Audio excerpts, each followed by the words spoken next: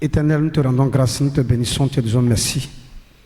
Merci de ce que tu es celui par qui et pour qui nous sommes et que tu décides de révéler, oui, à cette portion, à cette partie de ta création que nous sommes.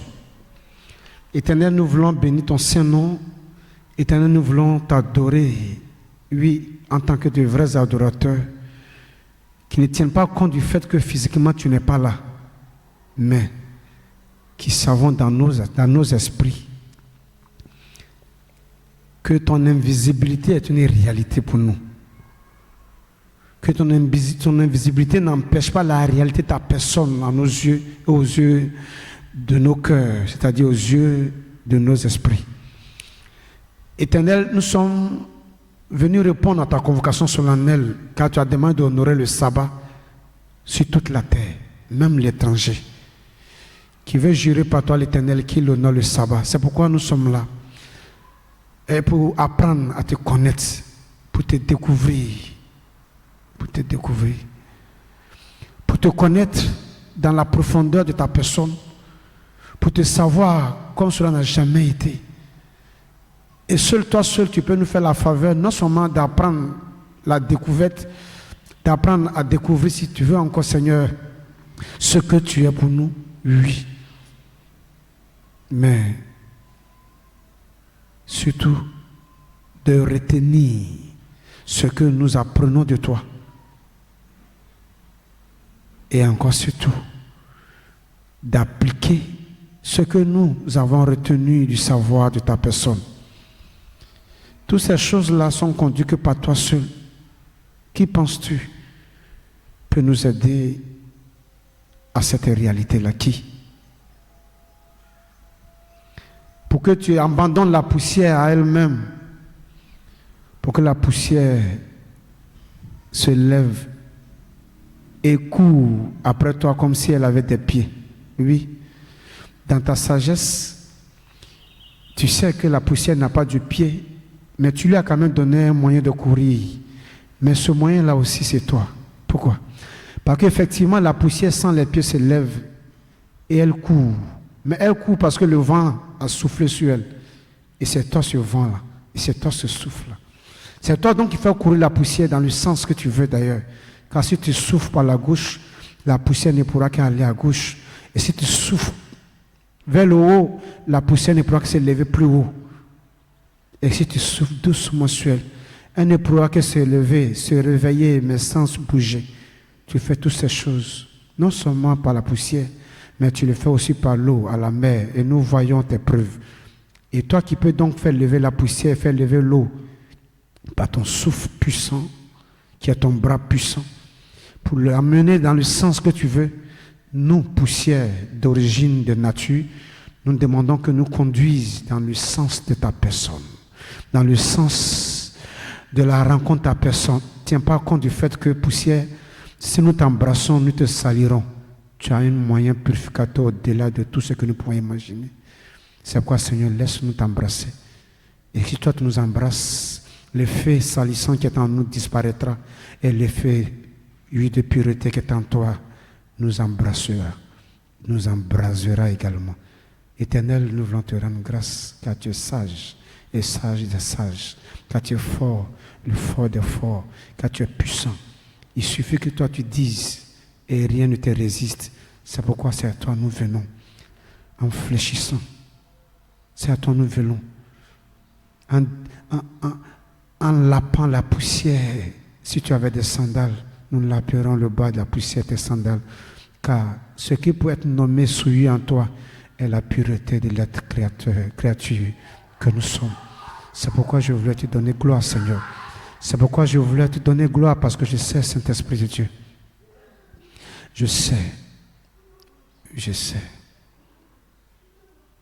Je sais que ta bravoure est au-delà du mot que tu as donné à l'être humain de qualifier ces choses-là. Bravoure, puissance, pouvoir, autorité, dignité, force. Que tu nous donnes comme adjectif, que tu nous donnes comme moyen qualificateur de ce que tu es capable. Ce n'est que ce que tu nous as prêté. Mais la définition ne vaut même pas la réalité de ce que ce mot-là voudra dire, Seigneur, de ce que toi tu es, de ce que tu as, de ce que tu peux, de ce que tu fais. Tiens pas compte de ce que nous disons que nous ne comprenons pas, mais entends simplement ce que nous disons, que toi tu comprends que nous, et manifeste-toi dans nos vies ainsi. Je veux vraiment donner gloire au Dieu qui a fait les cieux, qui a fait la mer et qui a fait la terre, et qui a suscité la création afin d'exprimer sa réalité, qui ne se cache plus. Nous l'avons presque vu et nous voulons te voir maintenant, Seigneur. Tu sais que nul n'a essayé depuis la nuit des temps à te résister, personne. Mais tu as donné l'occasion aux gens de te résister, comme si c'était une résistance, afin de révéler encore une autre facette de la magnificence de ta personne, de la bravoure, de la force de ta personne. Je ne peux que utiliser ces simples mots parce qu'il n'y a pas de mots que tu nous as prêtés qui peut qualifier à sa juste valeur ce que tu peux faire, ce que tu es. Oui, entends juste le mot que nous te ramenons, que tu nous as donné, mais toi, prends soin d'agir en fonction du mot que tu as caché, de ce que tu fais, de ce que tu es capable, de ce que tu es, que tu ne nous as pas dit encore, que maintenant nous saurons. Même si nous n'avons pas le nom, donne-nous de voir et de réaliser, et nous donnerons le nom que nous voulons à notre goût, pour que tu sois magnifié, célébré et honoré au fond de toi. Oui, je te disais, Seigneur, tu as été fidèle avec mes pères et tu as été fidèle avec les pères hébreux. Et cette fidélité, je veux que tu la témoignes à ce jour, car le temps de la phase finale est arrivé. Donne gloire en ton nom, Saint-Esprit. Donne gloire en ton Saint-Nom. Donne gloire en ton Saint-Nom. Il est question de te connaître. Il est question de te connaître, de te savoir. Il est question. Il est question. Il est question, Saint-Esprit. Il est question.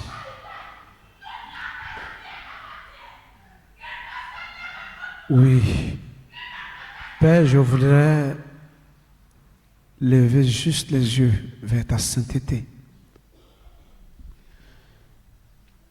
Fixer juste le bas de ton trône, car la pierre des jastres n'est pas digne d'être fixée. Ni l'émeraude n'est digne d'être fixé. Tu me l'as bien appris et je le sais bien. Mais ta grâce seule nous rend capables de toutes choses et tu le sais. Juste ta faveur. Qui n'a pas envie de contempler la blancheur de tes cheveux, de tes favoris, de ta barbe, de tes moustaches, de tes cils, tes sourcils, de tes paupières. Tout le monde veut voir cette blancheur, mais qui peut te fixer, Seigneur? Celui à qui tu donnes ordre en disant, viens, viens et regarde.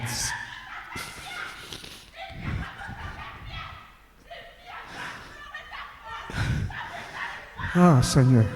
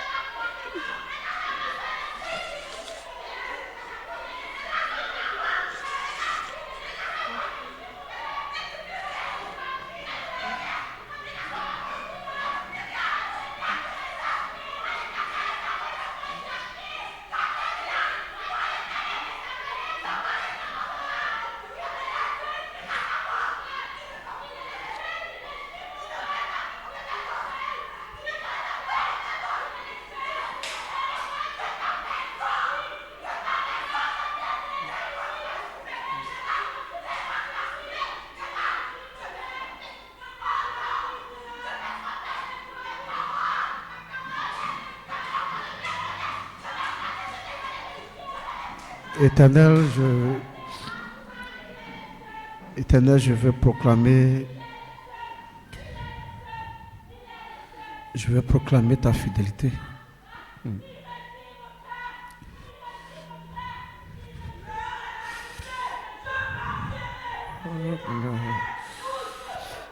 Je veux proclamer ta fidélité, Seigneur. Je veux proclamer ta fidélité, Seigneur.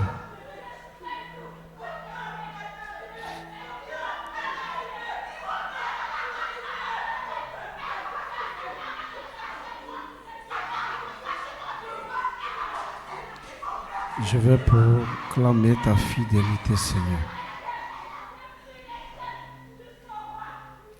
Celui qui se lève au-dessus de tout trône que lui-même a façonné,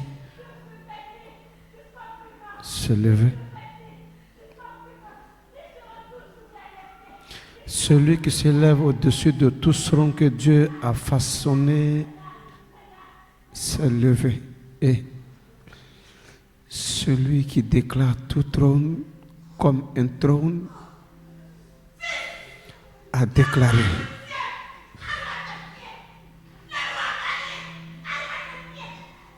A déclaré.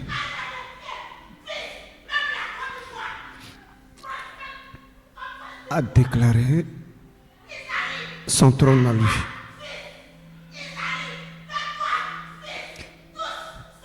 Et nul, et nul,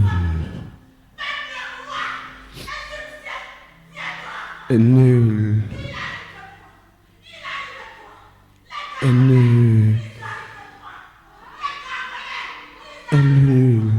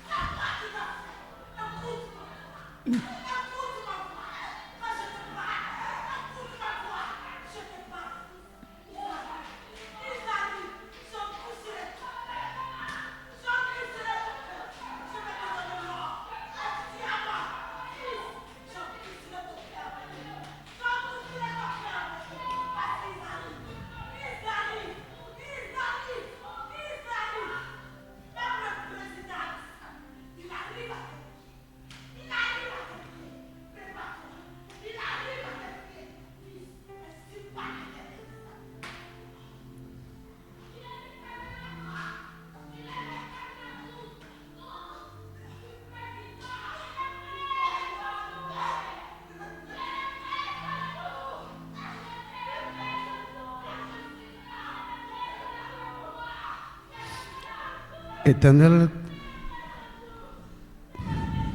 la magnificence de ton nom resplendit sur toute la terre. La magnificence de ton nom retentit depuis les cieux. Adonai. Non.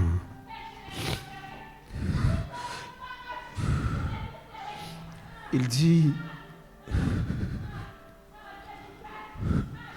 et qu'il a fait porter un nom au soleil. Et ce soleil, c'est la justice.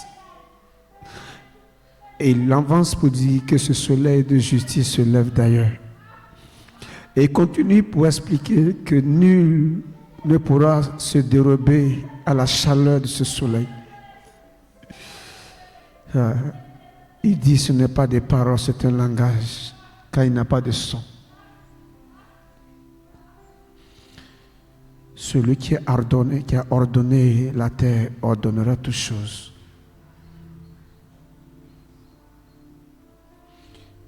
Éternel, ta gloire ne peut et ne sera partagée avec quiconque. Éternel, ta gloire ne sera partagée avec quiconque. Tous le disent, mais tous le réaliseront maintenant. Et seront en vérité qu'il n'y a que toi, seul le glorieux. Je veux te rendre grâce et je veux te bénir, Seigneur.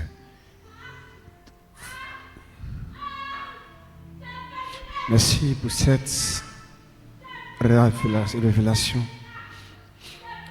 Merci pour cette révélation.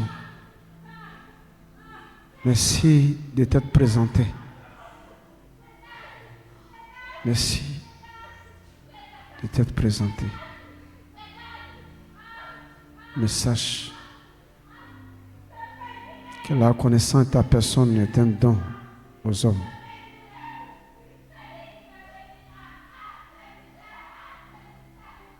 Et merci pour ce don. Merci Seigneur. Amen.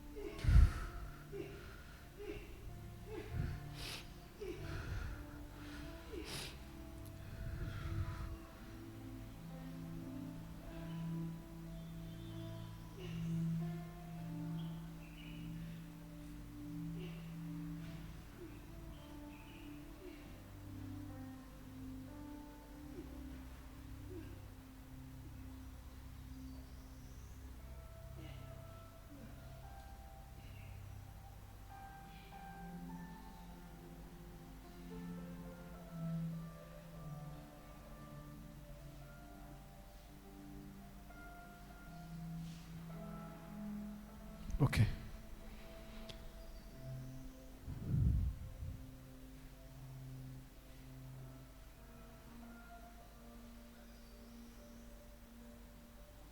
J'ai vu quelqu'un comme le pharaon de l'Égypte, mais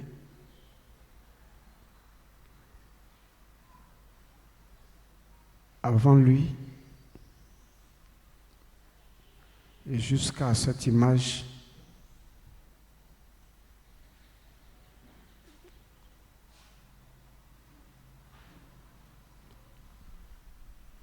Dieu était en train de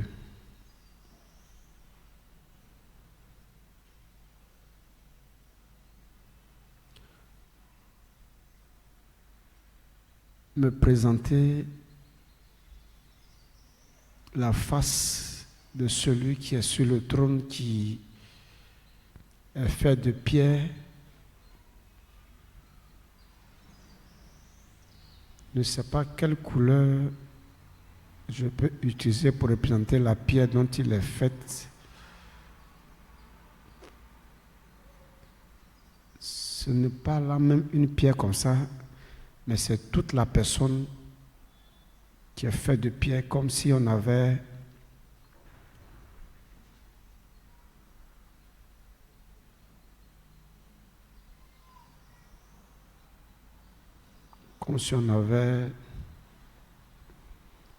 placé des carreaux pour donner une forme.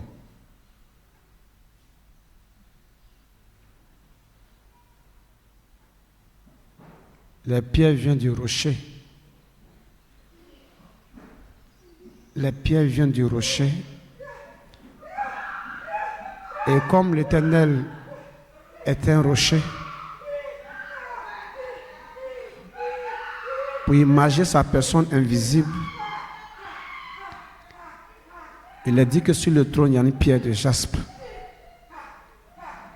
et de sardoine. Et le visage que je viens de voir, pour imaginer ce visage invisible, est tout couvert de pierres.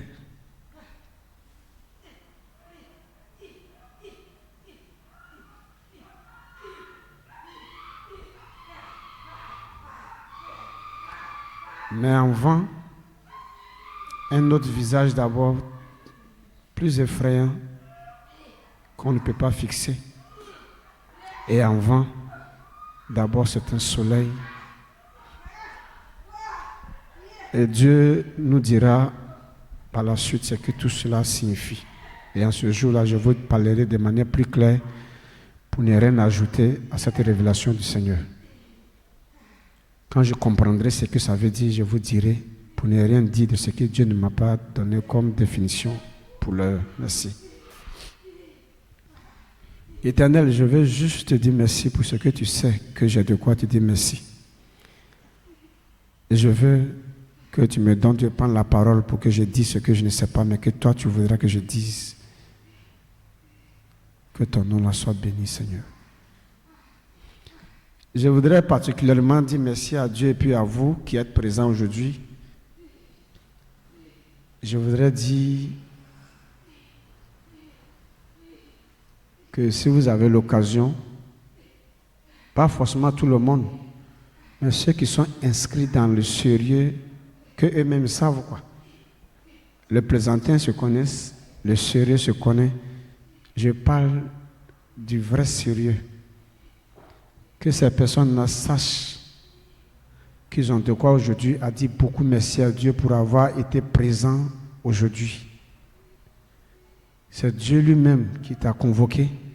C'est Dieu lui-même qui t'a fait grâce. C'est Dieu lui-même qui a dit, fais l'effort, sois là-bas. Et vous qui me suivez aussi en direct, tu pouvais ne pas être dispo aujourd'hui pour pouvoir suivre la connexion, pouvait faire défaut. Toi-même, ton temps pouvait te faire défaut. Beaucoup de facteurs pouvaient rentrer en ligne de compte pour que tu ne sois pas. Mais aujourd'hui, Dieu a voulu que tu suives, même si c'est 5 minutes, 2 minutes, quelqu'un a assisté. Le fait d'avoir été là, lorsque j'ai déjà pris le micro, ça suffit pour ce que Dieu voudra atteindre dans ta vie, parce qu'il y a une grâce que Dieu veut communiquer et qu'il a déjà communiqué. Et tous ceux qui auront l'occasion à nouveau aussi de suivre aussi comprendront. C'est pour cela je bénis le Seigneur pour ta vie et pour la vie de ta famille, que peut-être par sa grâce tu pourras être le sauveur d'une manière, d'une autre, parce que Dieu est le sage des sages. Que son nom soit éternellement béni, que son nom soit souverainement élevé, que sa seigneurie soit reconnue de tous ses vrais adorateurs. Ces adorateurs sont ceux qui croient en lui. Ceux qui croient en lui sont ceux qui attestent leur croyance par leur manière de vivre et de faire, par leur humilité, pas humble, pour prouver le sérieux de leur croyance en Dieu. Car le croyant n'est pas humble parce qu'il veut que l'on réalise qu'il est sérieux avec son Dieu. Pourquoi? Parce que le croyant ne pense pas que le jugement extérieur peut compter dans sa relation avec lui, son Créateur, à lui. C'est cela. Donc, ça ne sert à rien à un croyant de faire en sorte que son entourage sache que voici un homme humble du Seigneur, un homme bien du Seigneur. Ça n'intéresse pas. La Bible est claire. Alors l'apôtre Paul dit en Romains 2, verset 28, Romains chapitre 2, verset 28 à 29, le juif, ce n'est même pas la peine, car ce n'est pas celui qui en a de l'extérieur. Donc le corps blanc, vivant, ou encore au Moyen-Orient, non. Et la circoncision, ce n'est pas celle qui est faite dans la chair, sur le prépuce, donc, qu'on appelle ça en français, le sexe. Ça n'a rien à voir avec la circoncision que Dieu parle. Mais, il dit, le juif, c'est celui qui est à l'intérieur, au-dedans de lui-même. Et la circoncision, c'est celle du cœur par l'esprit. Voilà la phrase qui m'intéresse. Il dit, la louange de ce juif-là ne vient pas des hommes, mais plutôt de Dieu. Romains 2, le verset 28 à 29. Donc, la louange du vrai juif ne vient pas et ne viendra jamais de Dieu, mais vient toujours, c'est-à-dire la louange du vrai juif de Dieu ne viendra jamais des hommes, mais viendra toujours de Dieu. Et pourquoi Paul parle de cela? Parce que Jésus disait aux Juifs, avant que lui, Paul, ne soit suscité par le Christ un jour plus tard, Jésus disait à la femme samaritaine au puits, donc en Jean chapitre 4, il dit, vous adorez ce que vous ne connaissez pas, vous. Puisque vous, les Samaritains, vous dites que c'est plutôt en Samarie, sur le mont Garizim, qu'il faut adorer. C'est vrai que sur le mont Garizim, Dieu s'est arrêté pour prononcer des paroles par Moïse. Et tout le peuple a dit Amen. Donc, c'est une montagne qui n'est pas n'importe laquelle. Mais aussi, il y a cette montagne et il y a Dieu qui a apparu sur cette montagne. Comme il y a Zungrana et il y a Dieu qui se manifeste ou bien qui agit ou bien qui parle à travers Zungrana. Zungrana est juste l'inviteur de ta personne vers la personne réelle qui est Dieu. Zungrana, lui, ce n'est pas Dieu. Donc, il dit, ce n'est pas sur cette montagne. Elle dit encore. Donc, Zungrana est juste venu t'amener à apprendre à savoir sur qui met ton espoir et non met ton espoir sur lui, sur Dieu. Puisque Zungrana n'est pas éternel, mais il y a l'Éternel, le Dieu de Zungrana, qu'il te conseille. Il y a l'Éternel, le Dieu de Zungrana, qu'il t'enseigne. Il y a l'Éternel, le Dieu de Zungrana, qu'il te communique. Il y a l'Éternel, le Dieu de Zungrana, que Zungrana qui n'est pas l'Éternel, qui est mortel, qui peut à tout moment tomber malade et disparaître de la vie, te conseille l'Éternel, son Dieu, afin que celui qui est éternel, à l'absence un jour, ou bien en temps de défaillance de la personne physique de Zungrana, l'Éternel qui ne tombe jamais malade, l'Éternel qui ne meurt jamais, soit éternellement ton Dieu, soit éternellement ton assistance, soit éternellement ton conseiller, soit éternellement ton confort et ton réconfort, soit éternellement ton aide et ta source de bénédiction. Donc, Jésus poursuit pour dire à la femme, ce n'est donc ni sur cette montagne où cet Dieu est apparu un jour, le mont Garizim. Mais c'est Dieu qui est apparu que vous devez chercher. D'accord. Et il dit, les Juifs aussi, ils sont rués vers le temple de Jérusalem, construit par Salomon, là où la gloire de Dieu a assisté le jour de la consécration du temple. Il dit, ce n'est donc ni à Jérusalem, ni sur le mont Garizim, que vous adorerez le Père. Mais désormais, comprenez que l'heure vient et cette heure est déjà venue. Donc Jésus lui-même dit, en ce temps, en tant que Messie, le Christ, il dit, l'heure est déjà venue de faire quoi? Il dit d'adorer le Père en esprit et en vérité. Donc, s'il restait seulement sur le fait que l'heure vient et que l'heure arrive et que l'heure arrivera assurément, comme Dieu avait dit à Habakkuk, il dit, reste à ton poste. Même si cette parole de la prophétie que je t'annonce tarde, crois-moi, elle s'accomplira certainement. Là, c'est une promesse. Mais Jésus n'a pas dit que l'heure viendra certainement. Il dit l'heure vient, virgule, je vous dis que l'heure est venue en fait. Donc ce qui signifie que quand vous entendez ces paroles, vous devez comprendre que vous l'entendez dans l'heure venue d'adorer le Seigneur en esprit, mais surtout, en esprit signifie quoi? Dans son invisibilité. Car Jésus donne la définition de l'esprit. En Luc 24, le verset 39, je crois bien, ça peut aller. Luc 24, verset 39. Allons-y voir. Luc 24, verset 39. Luc 24, verset 39. Allons-y. Voyez mes mains. Jésus demande à ses disciples, après sa résurrection, il dit, regardez mes mains et mes pieds.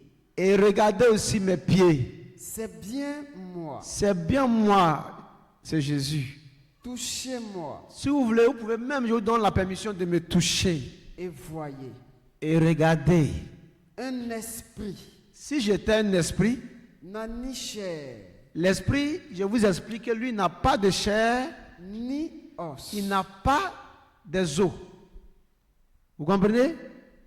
Alors, donc ici, Jésus donne la définition du mot esprit. Et non Jean-Pierre Zungana qui veut expliquer, selon lui, ce que esprit veut dire.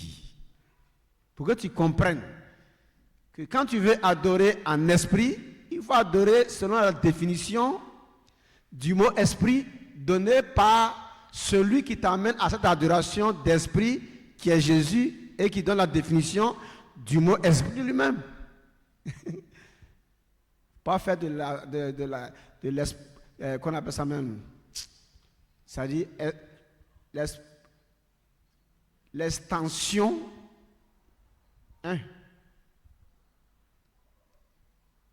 l'extravagante de l'extrapolition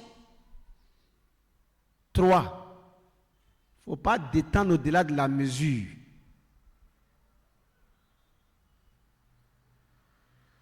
C'est du fanfaronnage. Prends la mesure nette et ça va rentrer.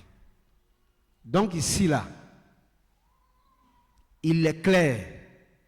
Celui qui vous convie, celui qui vous invite, donc celui qui vous appelle à faire quoi? À adorer en esprit, vous donne la définition du mot esprit. Pour que quand vous allez adorer, vous allez savoir adorer, si c'est en fonction de lui, son appel lancé pour cette adoration, vous allez adorer en fonction de la définition que lui donne au mot esprit. Mais vous ne faites pas ce que vous voulez en son nom. Et puis un peu seulement après vos escroqueries, vos bêtises là, au nom de Jésus. Quand on dit au nom de Jésus là, je t'explique ce que ça veut dire. Au nom de Jésus ne signifie pas d'abord, j'ai prié pour que le nom de Jésus te guérisse. J'ai prêché pour que le nom de Jésus soit reconnu. C'est pas ce que le nom de Jésus signifie d'abord. Hein. Ça c'est la deuxième explication. Au nom de Jésus signifie que ce que je viens de faire là, ce que je viens de dire, au nom de Jésus là signifie c'est, moi je n'ai pas de boîte postale, donc j'ai écrit mes lettres là, ou bien je reçois mes lettres là sous un sous-couvert de la personne de Jésus qui a sa boîte. Donc le numéro que tu vois là, ce n'est pas moi mon numéro, c'est le numéro de Jésus. Donc c'est au nom de Jésus, ça veut dire tout ce que je suis en train de faire là, c'est en son nom que je fais ça. Donc s'il y a quelque chose qui ne te plaît pas là, tu feras mieux d'aller te plaindre chez Jésus que de venir te plaindre chez moi. Voilà ce que le nom de Jésus signifie dans le fond. Donc quand un pasteur est bête là, et qui ne sait pas réfléchir, avant de prendre de Jésus pour guérir un malade, il n'a qu'à aussi veiller sur son attitude, non seulement devant son assemblée, en dehors de l'assemblée, dans la société, parce que ça va aller dans la boîte du propriétaire du numéro de cette boîte dont lui n'est pas. Il est un sous-couvert. Quand un sous-couvert parle là, il fait attention de manière à respecter celui qui lui a fait confiance pour lui accorder sa boîte postale propre à lui, parce que s'il y a un problème, c'est lui qui sera interpellé et non toi le voyou là. Donc Jésus appelle, je ne te dirai ouvertement, je ne te connais pas, car tu es un ouvrier d'iniquité. Tu as travaillé dans une entreprise de vol et c'est pourtant moi, mon nom, mon cachet que tu utilisais pour pouvoir voler, escroquer, mentir, tromper ces personnes-là, et tu es à l'aise de dire, c'est à mon nom, Jésus, au nom de Jésus. Au nom de Jésus, je t'explique aujourd'hui. C'est quoi ce que ça veut dire? 1, 2. Dans le nom de Jésus, ça veut dire que ce qui vient de se faire là, Jésus est le seul à assumer. Ce n'est pas au nom du pasteur Afi Pascal Mangani. Ce n'est pas au nom du pasteur Aboubakari Pascal Diallo. Ce n'est pas au nom du pasteur, c'est au nom de Jésus. Donc, quand c'est comme ça, tu es à l'aise d'être un vrai voyou dans l'affaire de Dieu là. Parce que ce n'est pas en ton nom. Rien n'était, rien, comment on appelle ça en français encore, mais il m'en fout de votre français là. Je parlais dans votre école et ça ne m'intéresse même pas d'aller dedans. Ce qui vient de ma tête, c'est ce que j'ai dit ici. Ça, il m'en fout de votre français là, quoi. Voilà. Il faut comprendre ce que moi je viens de dire ici là. Ça veut dire que rien n'engage ce pasteur là directement. Voilà ce que je veux dire là. Tout ce que quelqu'un fait au nom de quelqu'un ne l'engage pas directement. C'est indirectement. Et lui, il dit, parce que vous savez que l'être humain est très à l'aise. L'être humain est très à l'aise de mentir sur cadavre. Mais comme ils ne savent pas que les oints de Dieu, jusqu'au Messie, le Christ là, c'est des gens qui ne meurent pas, ils sont vivants, c'est pourquoi leur nom règne aujourd'hui et ils utilisent ça pour faire le faux. Et là, il devait déjà comprendre, se laisser interpeller à savoir que, si il était mort, son nom ne peut pas agir, parce que quand son papa, le pasteur, son papa est mort là, le nom ne va pas faire quoi dans la vie ici aujourd'hui? Son nom ne va pas opérer quel nom, guérir quel malade, donner quelle inspiration sur la connaissance, par rapport à la connaissance de Dieu. Rien. Parce que c'est un papa nul. Le papa essentiel, c'est l'Éternel, qui a oint ses serviteurs et qui a donné sa puissance à ses serviteurs. Donc, quand tu prends le nom, je parle au pasteur qui parle le nom de Jésus là. Quand tu parles de Jésus là, il faut savoir que tu es en train de dire aux gens que tout ce que tu as comme comportement dans la société, tout ce que tu as dit aux gens de te donner, de faire, comme tu as dit son nom de Jésus, et suppose que Jésus t'a fait la commission, que tu peux dire ça. Pendant qu'il t'a fait la commission là où? Moi je suis homme de Dieu, je te demande, il faut me répondre. Comment Jésus fait la commission aux gens là? Il faut me dire, moi aussi, je vais avoir cette commission-là. Et puis je vais faire aussi à 2 personnes. Tu es un brigand, un voleur, tu es un faux. Et le temps est venu pour que tu saches que tu seras arrêté car je suis venu avec une armée du ciel. Et tout ce qui est faux sera mis aux arrêts. Et rien ne pourra empêcher ce que je suis en train de dire là. Je ne dis pas par complaisance, pour faire plaisir, je ne dis pas pour arranger une partie, je ne dis pas pour arranger qui que ce soit, je suis en train de déclarer une mission que Dieu m'a assignée. Je suis venu mettre aux arrêts tout ce qui est faux et rien ne pourra arrêter ça. Vous avez envoyé les gens dans les coins pour les racketter, pour les tromper, pour les perdre. Et comme eux-mêmes sont déjà rackettés en vente, puisque ceux que vous rackettez, eux-mêmes rackettent au travail. Parce que je ne suis pas en train de défendre un pasteur, un fidèle par rapport à un pasteur. Hein. Ce n'est pas ce qu'ils sont en train de dire. Il ne faut pas te tromper. Je ne parle pas d'un fidèle. Je ne suis pas en train de parler d'un pasteur pour légitimer un fidèle. Hein. Le fidèle, toi, mais tu es un escroc. Toi, le pasteur, tu es juge dans lui son lieu d'escroquerie, mais toi, mais tu as ton coin d'escroquerie aussi. Tu es un menuisier, tu voles tes clients. Tu mens, tu n'es pas sincère avec tes ouvriers, avec ceux qui travaillent avec toi. Tu ne donnes pas l'argent de ceux à qui tu dois.